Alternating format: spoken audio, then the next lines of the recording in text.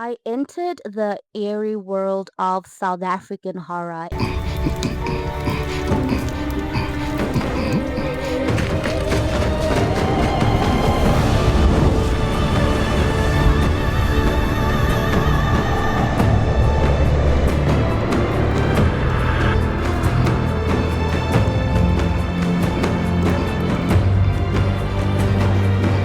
Expecting nothing less than the disappointment spree I'd already endured from analyzing Nigerian horror. I know it's been months, but I'm still complaining because nothing could ever bring back the time and brain cells I lost from that hideous task.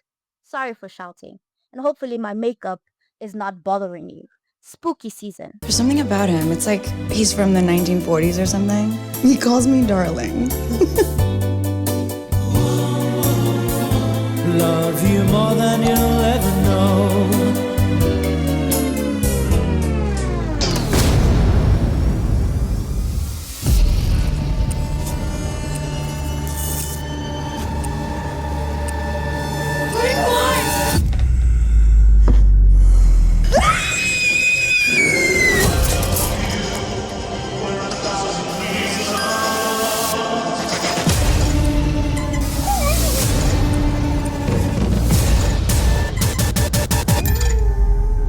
He has his papa's eyes.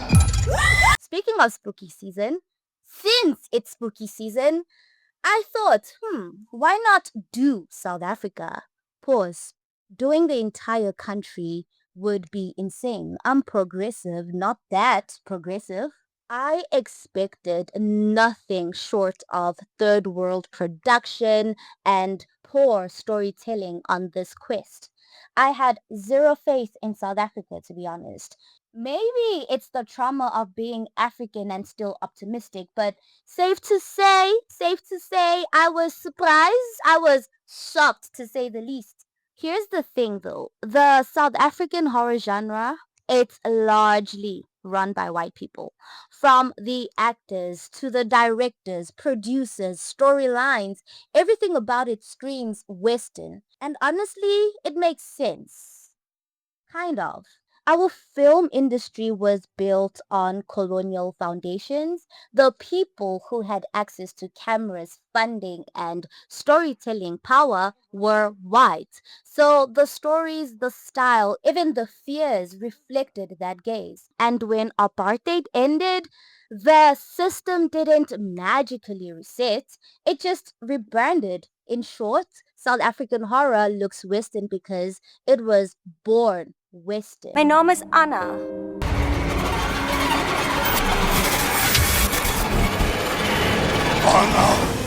You'd think, right?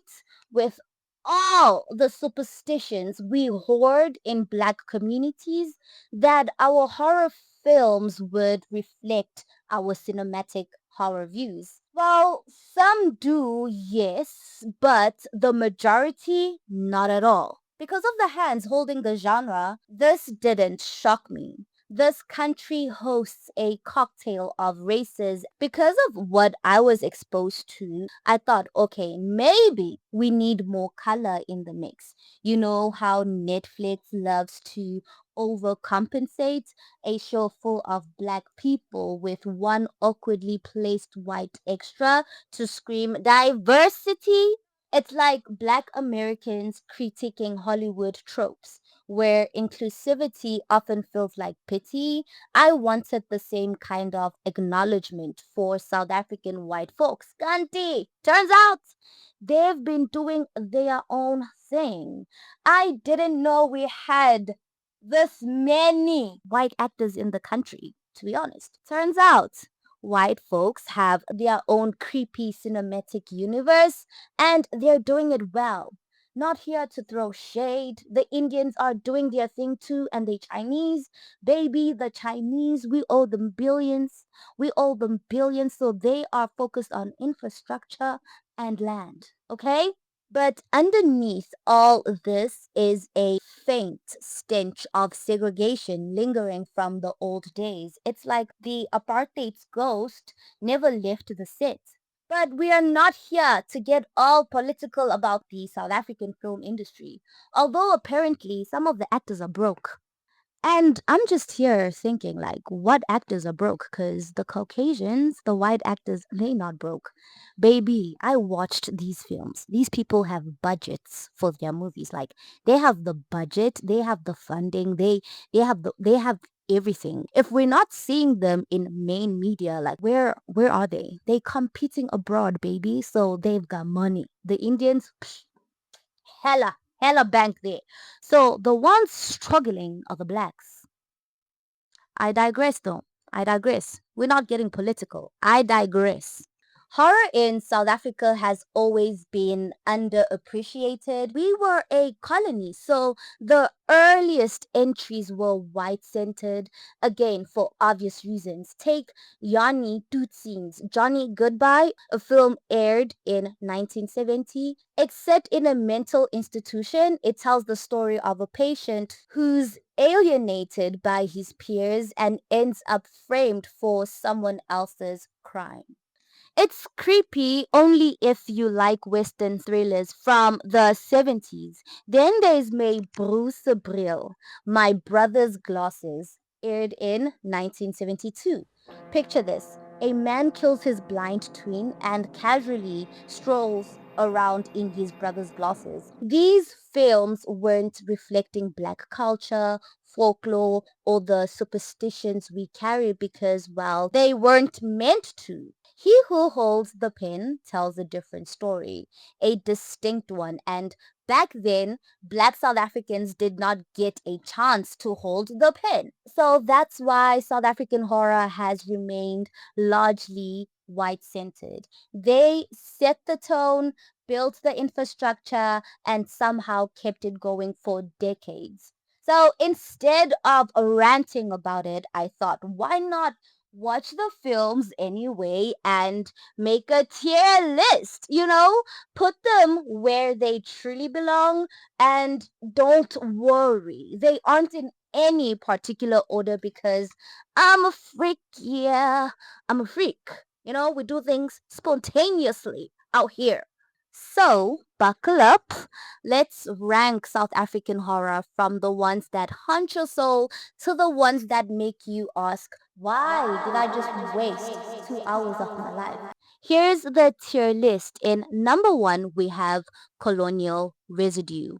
Of course, this is here. We're talking about South Africa, need I remind you? Here, we will place the films that carry the weight of history. Horror that tries to say something about the literal horrors experienced in the country, the overall collective fears of the nation. Secondly, we have spiritually disturbing. These are the ones that actually make you jump. Effective scares, good craft, and occasional cultural insight.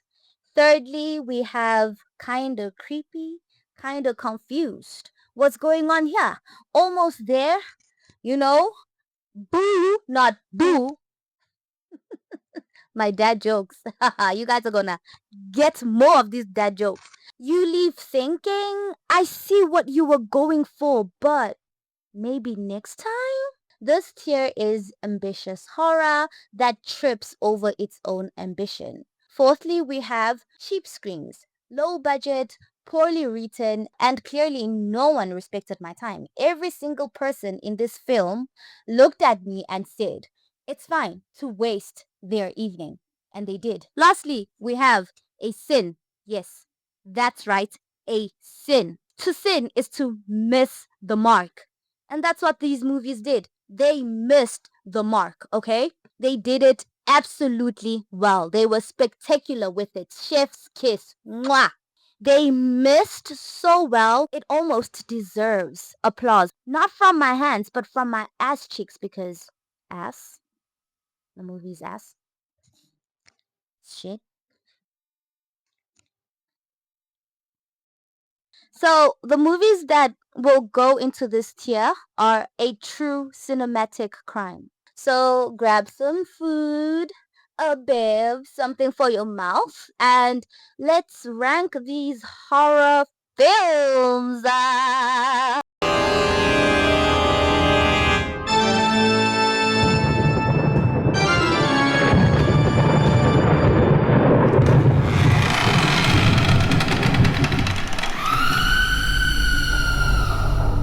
First on my list is Fried Barry. Where do I even start?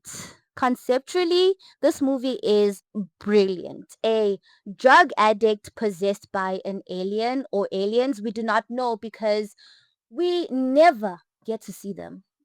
I mean, yeah, they do show them, but nah, we never get to see them in context. Fried Berry has a buffet of nonsense scenes. Here's the setup and why it makes no sense.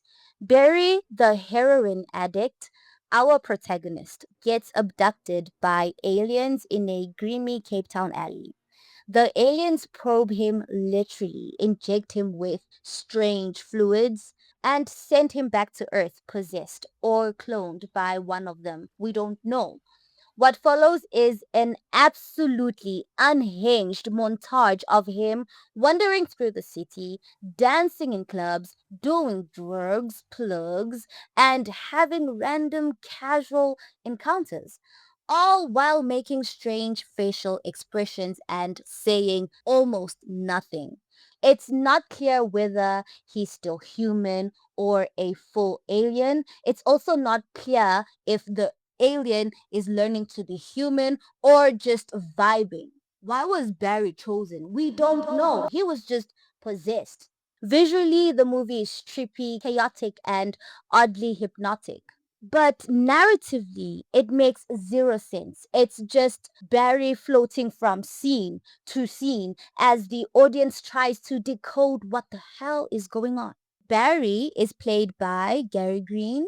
His look fit, right? But unfortunately, the acting around him and his acting included a disaster. Delivery was off, and some moments dragged on way too long. There are so many random sex scenes we didn't ask for throughout the movie. Was this alien horny? Yes, yes. He wanted to nut in every woman. Women wanted to be drilled by this man. No woman in her right mind, in reality, would sleep with Barry as a drug addict. However, despite the chaos, and on a serious note, Fried Barry has flashes of genius. It's visually inventive. The producers have definitely done psychedelics before because ain't no way you're gonna produce that without having consumed, induced some things that make you see other things. The absurdity works as social satire unintentionally. It's a commentary on urban neglect, the unpredictability of life, and the way society overlooks people struggling with addiction. It's just wrapped up in a very messy, very horny, very chaotic package.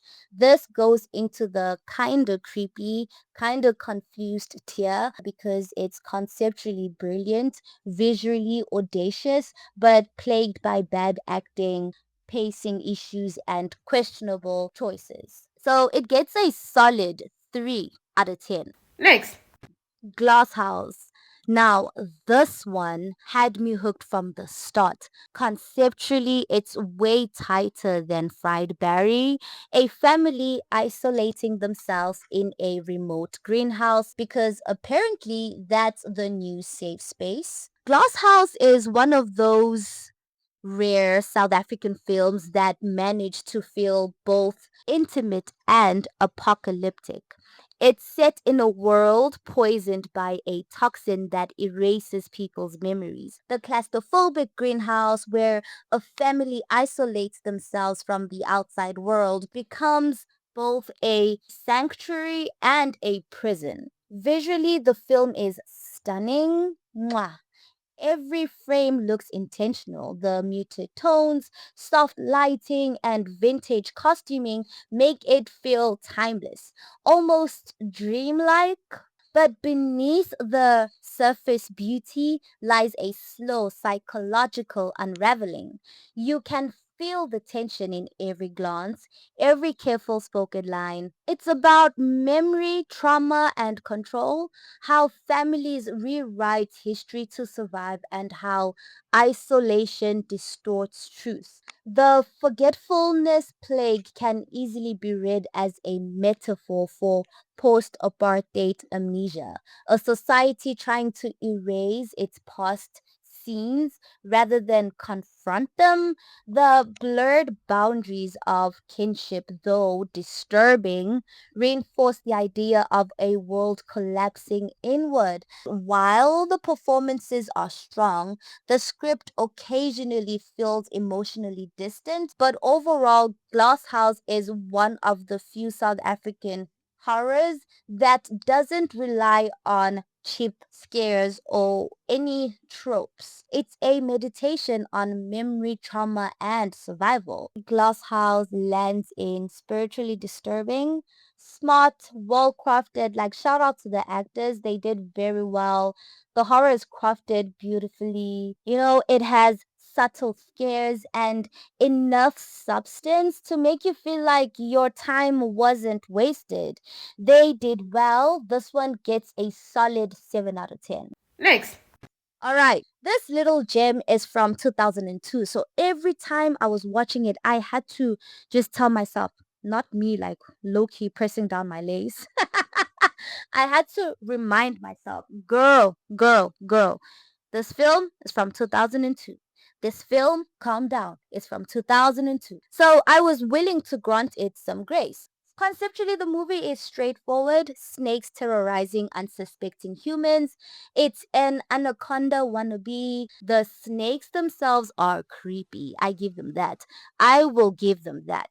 They slither, strike, and even dance. Yes, yes, dance on screen. Shout out to the producers, really. Of course, the only black supporting female cast was sexualized, which, I mean, I'm going to skim through that.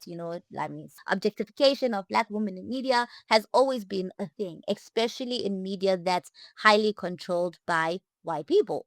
The CGI and practical effects are dated. Don't forget, it's 2002. Let's forgive them.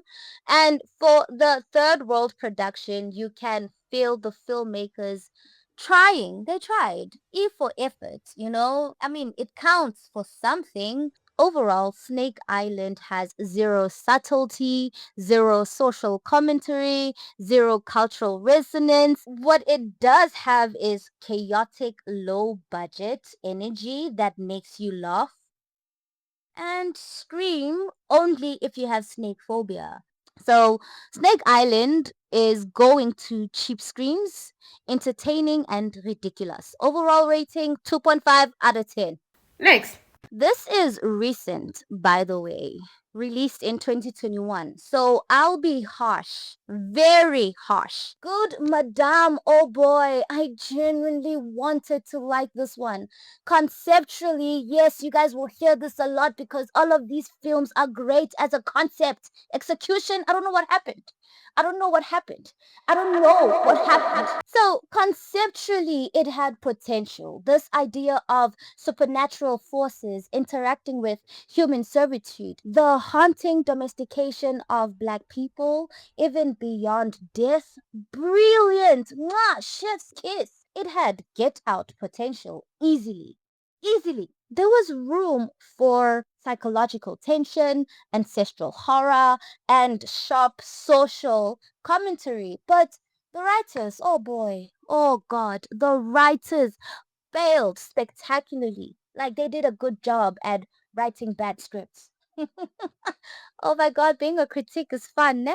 Because what the hell is this nonsense? I'm so brutal with these. But honestly, this movie, Good Madame, genuinely tested my patience. A story about black domestic servitude, inherited trauma, and the lingering ghosts of apartheid. That premise alone had potential to be groundbreaking. But somehow the execution managed to drain all the life out of what could have been. a chilling social horror. The film builds tension, yes, but never rewards it. You keep waiting for the moment it clicks, right? When horror and history collide in some profound way, and it never happens. 2 hours. It never happens. It gestures toward ideas of possession, white dependency, and spiritual domination, but never commits. It touches the surface of these heavy ideas without peeling back the layers. The ancestral and spiritual elements, which could have grounded the story in authentic African cosmology, felt so underdeveloped and awkwardly inserted.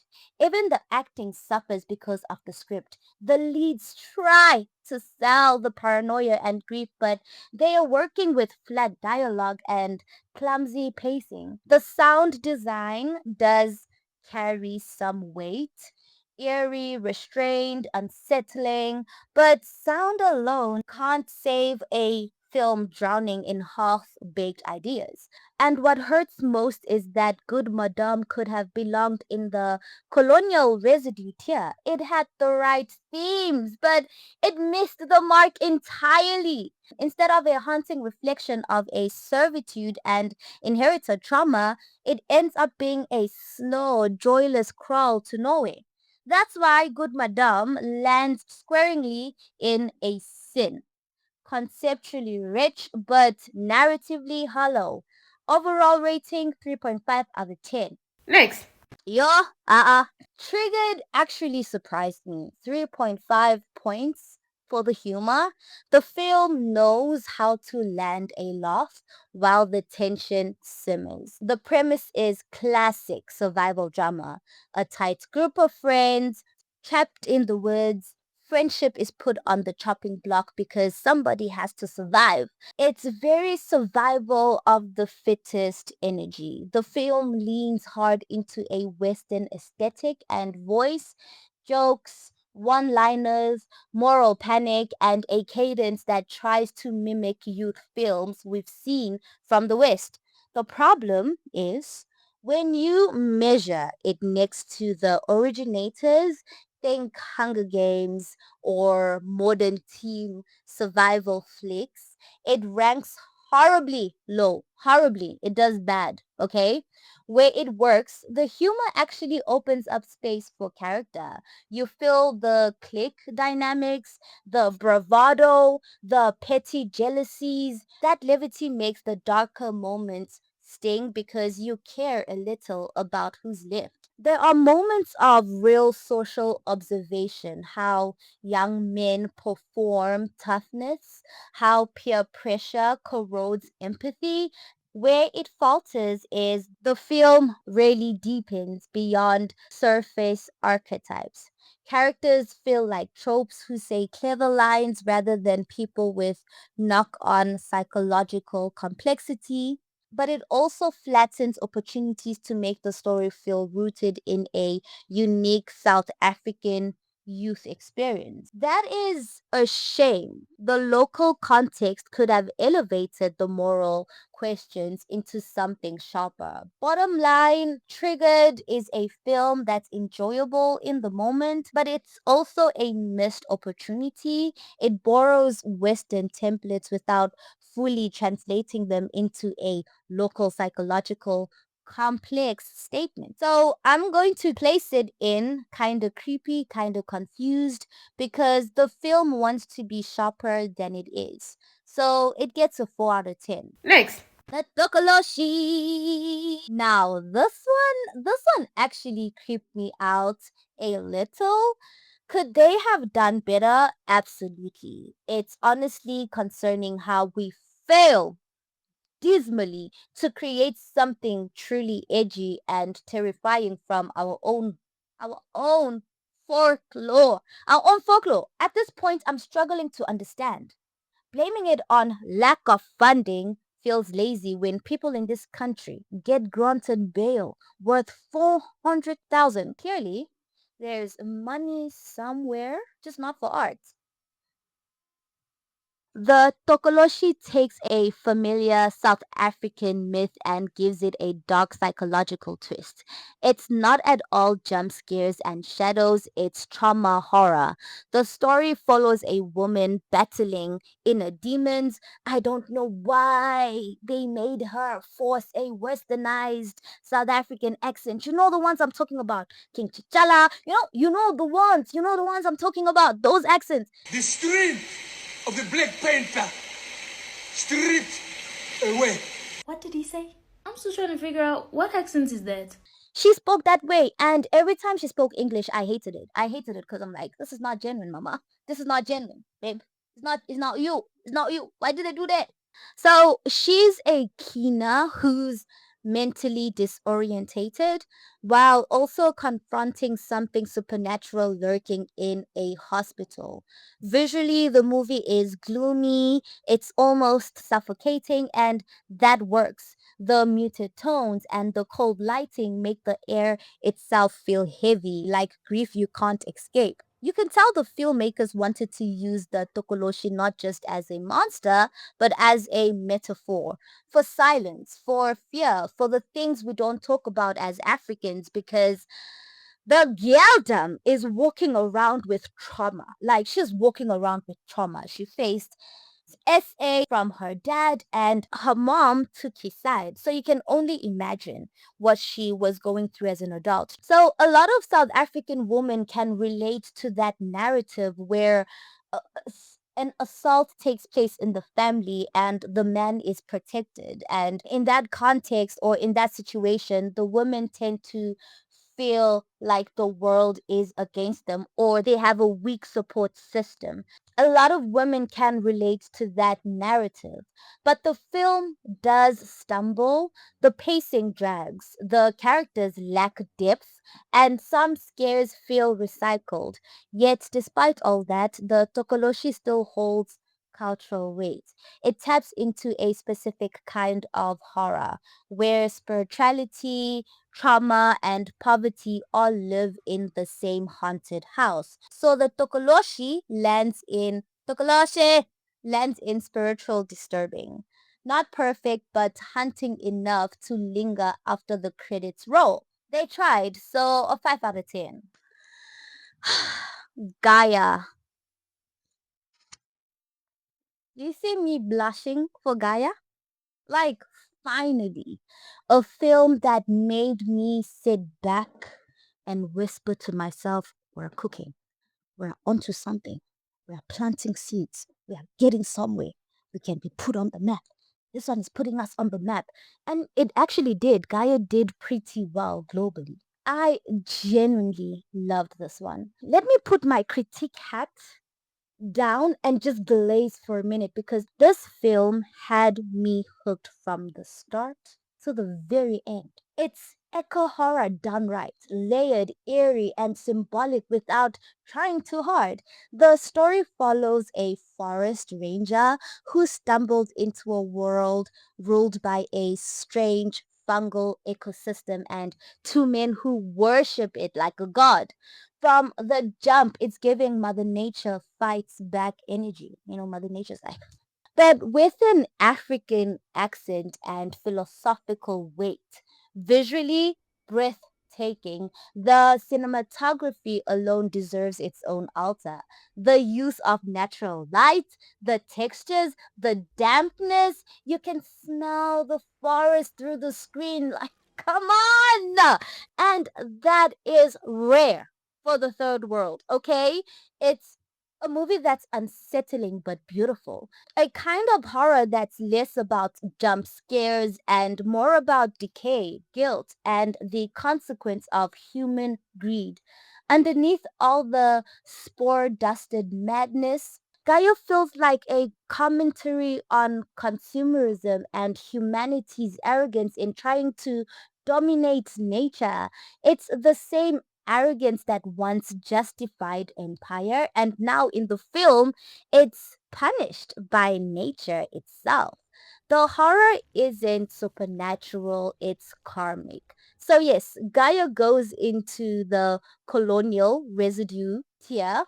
But this time, it's not the residue of oppression. It's the residue of consequence. Smart, it's brilliant. Like it's smart, it's striking and haunting in the best way. So it gets a 9 out of 10. We have a 9 out of 10. Next, The Soul Collector. The Soul Collector, also known as 8, is one of those South African horror films that had me both fascinated and frustrated. On the surface, it's got everything: atmosphere, lore, spiritual undertone, and a genuine chilling and spooky setup. But underneath all that, there's something that feels off. Let's start with what works in the movie. The film nails its tone. Visually, it's haunting. The misty landscapes, the isolated farmhouse, the sound design, once again, immaculate. The performances aren't bad either, not at all. The lead, Chamano Sebe, carries the pain and mystery of his character beautifully. I loved and hated that man at the same time. You feel the tragedy in him, the weight of his past and his desperate search for redemption. But here's the catch. That same emotional core gets complicated fast. The central premise of a black man trying to save his daughter by taking the soul of a white child feels loaded and not in a good way. It brushes up against old colonial stereotypes of the cursed African man, the dangerous native mystic, and the innocent white victim. You can tell the filmmakers were trying to make a universal story about grief, loss, and desperation, but when filtered through South African history, it hits differently. Why does salvation of a black character have to come at a cost of a white life? Besides, Mary had no sense of discernment. Her intuition was off. Like, Mary just, that in real life is not possible. In a country still reckoning with the ghost of apartheid, the choice feels tone deaf or at least under-examined. The film had an opportunity to flip those dynamics, to interrogate the colonial gaze, but instead it ends up reinforcing it in subtle ways. Still, I can't deny its craftsmanship. The pace works, the scares are restrained but effective, and it leaves you thinking. So, 8 lands in colonial residue for me. It carries the weight of history, whether it meant to or not. And though it tells a haunting story, it also reveals how colonial narratives still haunt our storytelling too. Rating is 6.5 out of 10. Beautifully made, beautifully made. Thematically beautiful, but ideologically uneasy.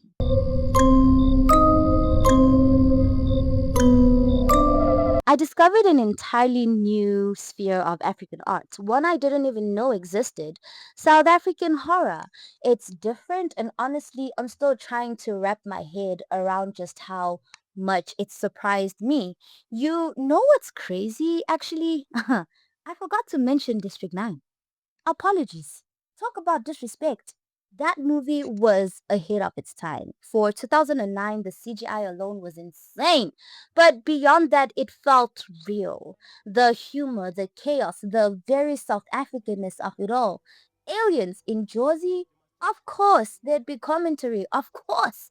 We wouldn't take it seriously. District 9 is exactly how we'd react to something as bizarre as that.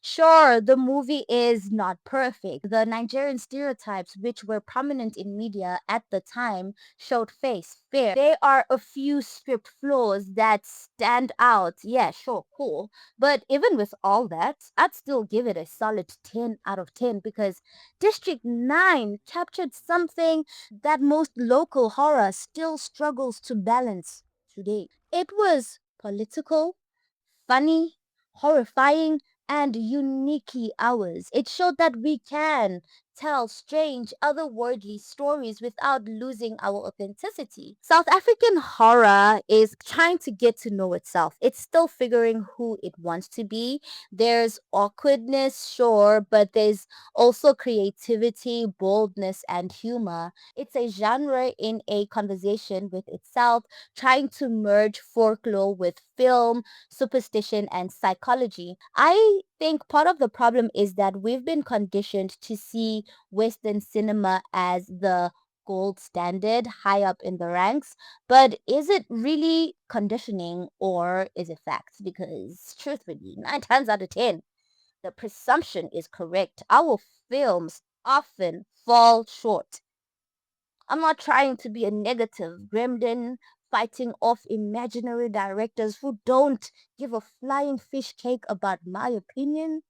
I just needed to get this off my chest, hence the video. So, thank you for tuning in, especially if you made it all the way to this part of the video.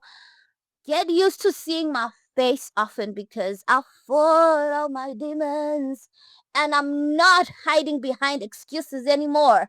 30 viewers, 40 viewers, 6 likes. It's fine. It's fine. It's fine. It does not define my work at all. At all. So thank you for watching, especially if you made it to this part of the video. I'm gonna keep showing up for you, okay? Get used to seeing my face. You're about to be tired of me. Me and you about to be besties, you understand me? So I'm thinking of posting weekly. I mean, the weekend sounds good. Fridays sound great, but I am not committing to a day of the week because it's too much of a commitment, and life also flows and has its own dance, and I like flowing with the dance of life sometimes because we're not always in control. Truly speaking, we're not always in control. So in the week you'll definitely see me, but I'm not committing to a day. But I'm back, and thank you so much for watching this video again. What's an outro without me thanking you for your time? Thank you so much for your time. And what's an outro without me blessing you? Like, stay blessed.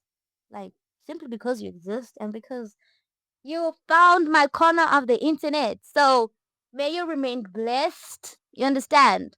And I hope joys follow you around. You get me? Okay, let me be serious now. Thank you so much. Let me let you go. See you next time. Ciao.